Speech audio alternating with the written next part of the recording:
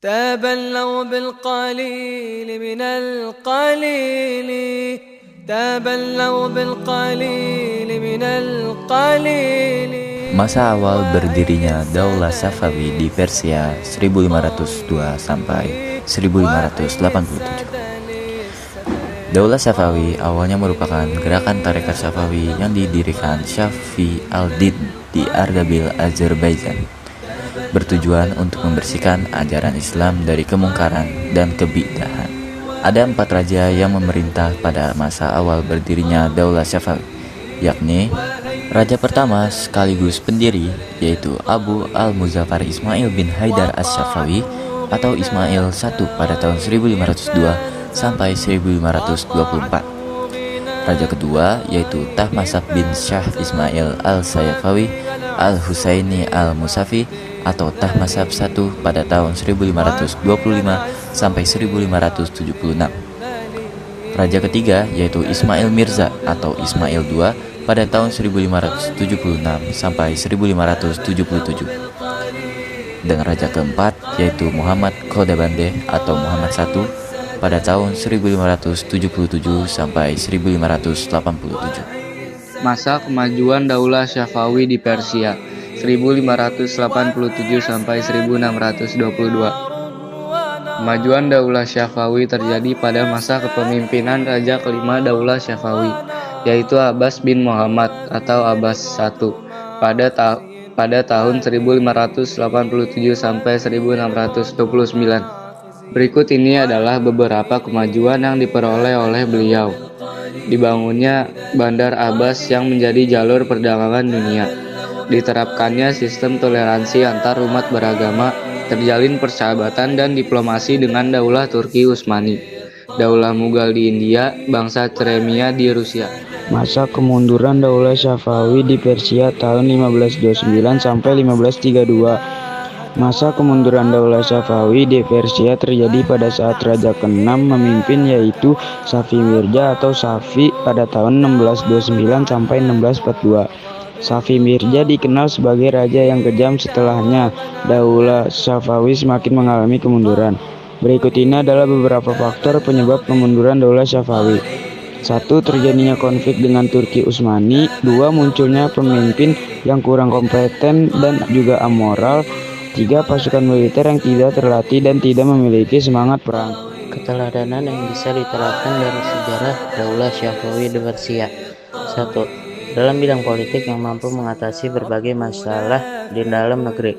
2. Dalam bidang keagamaan yang menerapkan sistem toleransi antar umat beragama. 3. Dalam bidang ilmu pengetahuan sehingga dikenal sebagai negara penghasil ilmuwan dan cendekiawan ulung. Masa awal berdirinya Daulah Mughal di India 1526 sampai 1556. Ada 2 raja yang memerintah pada masa awal berdiri Daulah Mughal di India, yaitu Zahiruddin Muhammad Babur pada tahun 1526 sampai 1539, Nasiruddin Humayun pada tahun 1530 sampai 1556.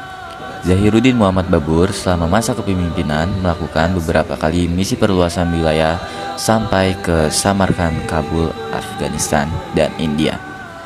Beliau wafat pada tahun 1539 dan digantikan oleh Nasiruddin Humayun. Nasiruddin Humayun dikenal sebagai raja yang sangat pemaaf. Beliau mengatur ulang tata kelola kepemerintahan dengan membagi kantor layanan masyarakat menjadi beberapa departemen. Beliau wafat pada tahun 1556. Masa kemajuan Daulah Mughal di India 1556 sampai 1712. Masa kemajuan Daulah Mughal dimulai pada raja ketiga yaitu Jalaluddin Muhammad Akbar. Setelah beliau wafat pada tahun 1605, kemudian digantikan oleh Nuruddin Muhammad Jahangir Pasha Ghazi sebagai raja keempat.